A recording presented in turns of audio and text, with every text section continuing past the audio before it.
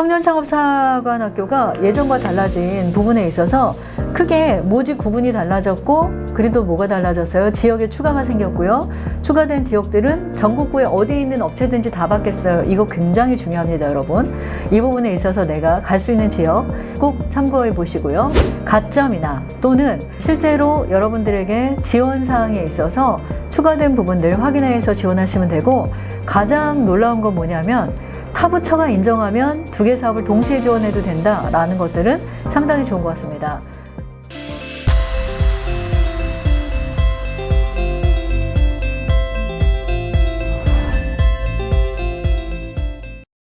반갑습니다. 김상미 교수의 창업톡. 오늘은 2025년도 청년창업사관학교 바뀐 내용에 대한 것들을 좀 여러분에게 짚어드리고요. 그리고 두 번째는 어떤 전략을 가지고 내가 청년창업사관학교에 실제 지원해야 하는지 내용들을 좀 꼼꼼히 챙겨볼 수 있는 시간이 되시기를 바랍니다.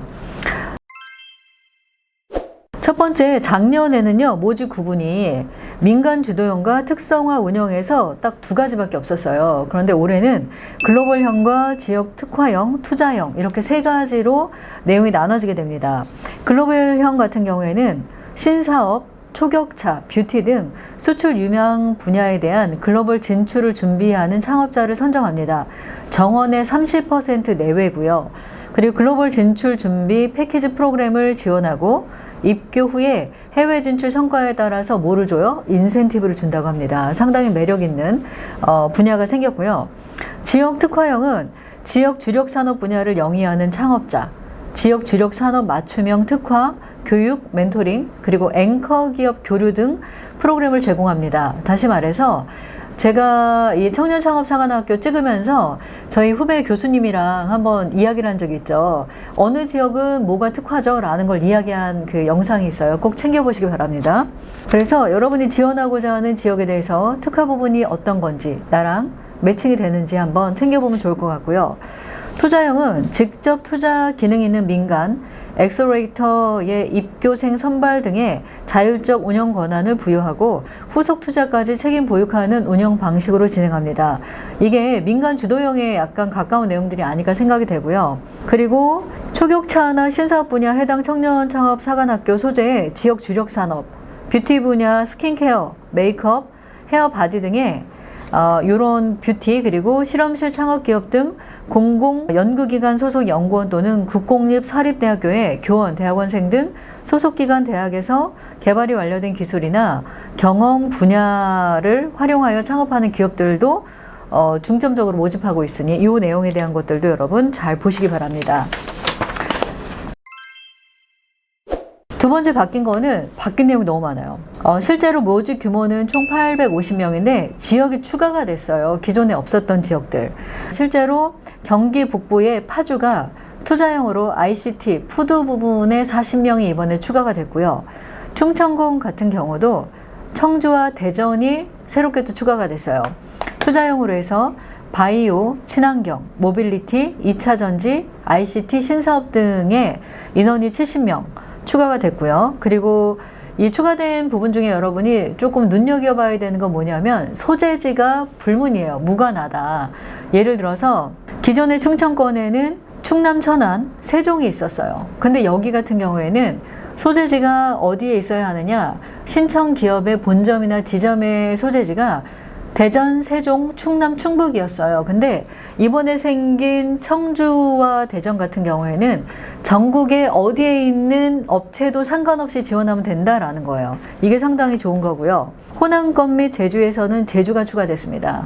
기존에는 광주, 전남, 전북이었는데 제주도가 문화관광, 라이프스타일 20명 추가됐거든요. 여러분, 실제로 문화관광, 내가 예를 들어서 굿즈나 문화관광 체험 프로그램이나 내가 문화관광형에 해당하는 부분이 있다라고 하면 어디로 가요? 제주도로 가야죠.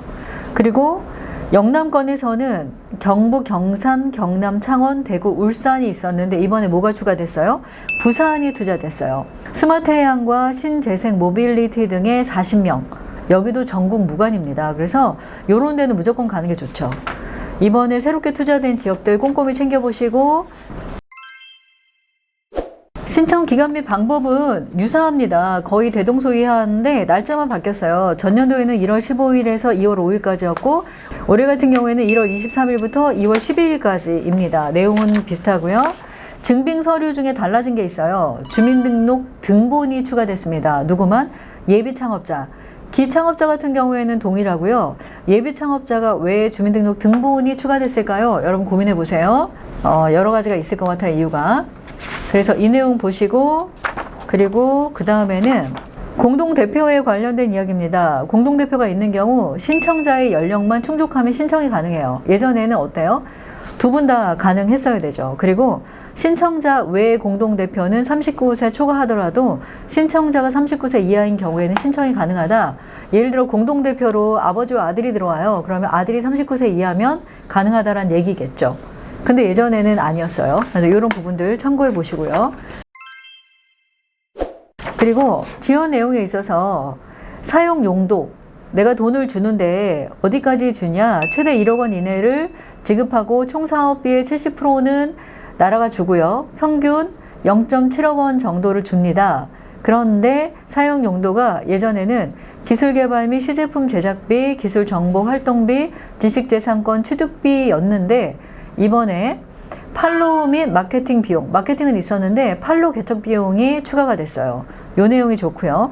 그리고 총 사업비 구성 예시 같은 경우 보면 예전에와는 달리 제품 개발 장비 중에 산업용 3D 프린터나 CNC 머신 등이 추가됐고 교육 및 코칭 부분도 상시 코칭과 분야별 특화 코칭, 그리고 기술 지원도 제품 설계부터 시제품 제작까지 등이 있는데 비슷해요. 그냥 참고하시면 될 것 같고요. 그 다음에 보면 이번에는 내용이 좀 바뀐 게 많아서 좀 정신이 없어요, 여러분.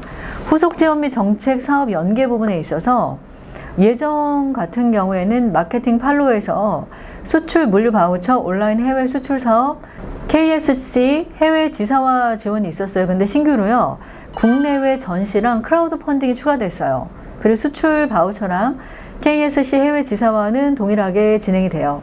근데 이게 왜 여러분 크라우드 펀딩과 국내 전시가 추가가 됐을까요? 이 항목이 없었는데 워낙 많이들 신청해요. 그러다 보니까 내가 어떤 아이템에 대해서 제품에 대한 이 MVP에 대한 테스트 어떻게 할 겁니까? 라고 했을 때 크라우드 펀딩 많이 했고 전시에 나가서 판매 많이 하다 보니까 두 가지가 자연스럽게 추가가 됐습니다. 그리고 서류 심사 면제 대상이 있어요.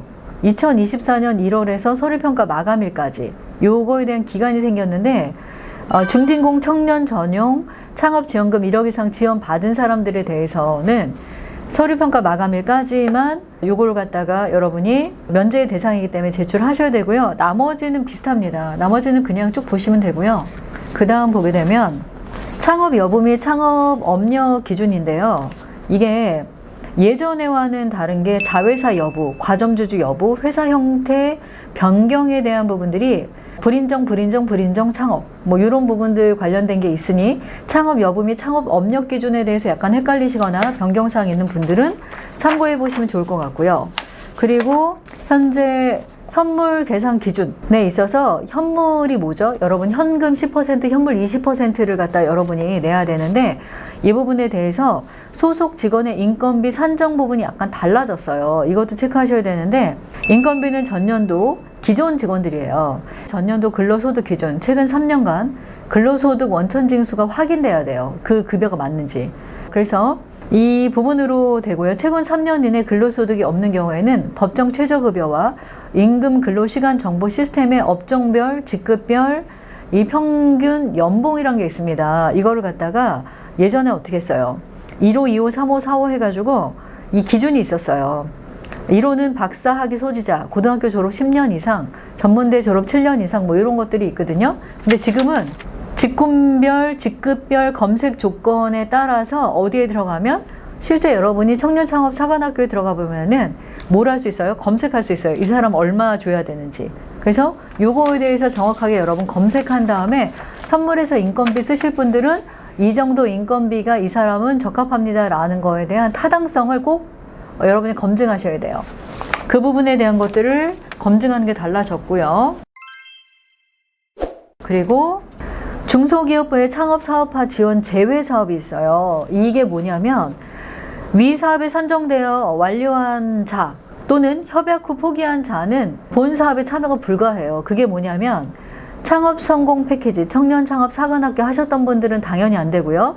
그리고 청년 창업 사관학교에 협약했는데 저 못하겠어요. 포기했어요. 재지원 안 됩니다, 여러분. 이번에 선정돼도 꼭 포기하시면 안 돼요. 그리고 초기 창업 패키지, 창업선도대학의 육성사업에서 예비 기술 창업 육성사업, 창업 사업화 지원, 창업 아이템 사업화에 지원하셨던 분들도 청창사 못 옵니다. 그리고 창업 도약 패키지 당연히 안 되고요. 창업 맞춤형 사업에서 실험실 창업 지원 사업, 예비 기술 창업 육성 사업 나머지 보시고요. 혁신 분야 창업 패키지, 창업 중심 대학 하셨던 분들은요, 청창사 못 합니다. 요 내용 참고하셔서 동일한 내용 있는지 없는지 확인해 보시고요. 그 다음 내용 보면 청년창업사관학교 서류 면제 확인이에요. 서류 면제가 7, 8, 9, 10번이 생겼어요.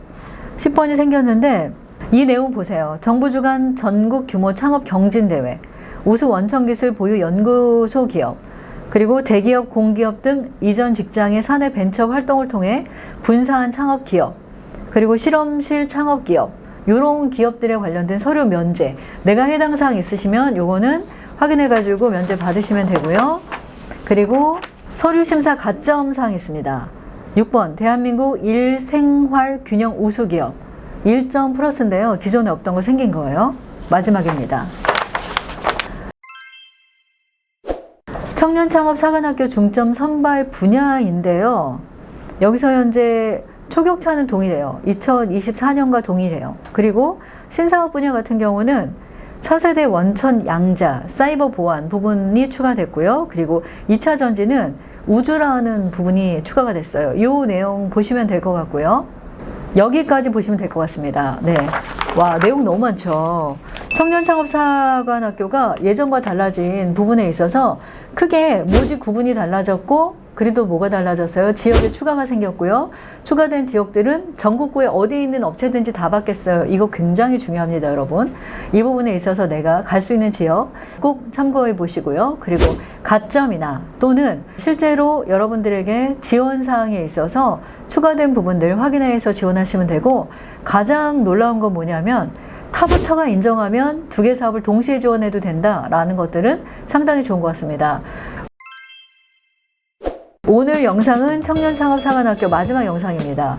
특히 지원하시면서 지원해야 되는 지역, 그리고 가점, 그리고 중복사업에 관련돼서는 꼼꼼히 챙기셔서 좋은 결과 있으시기를 응원하겠습니다.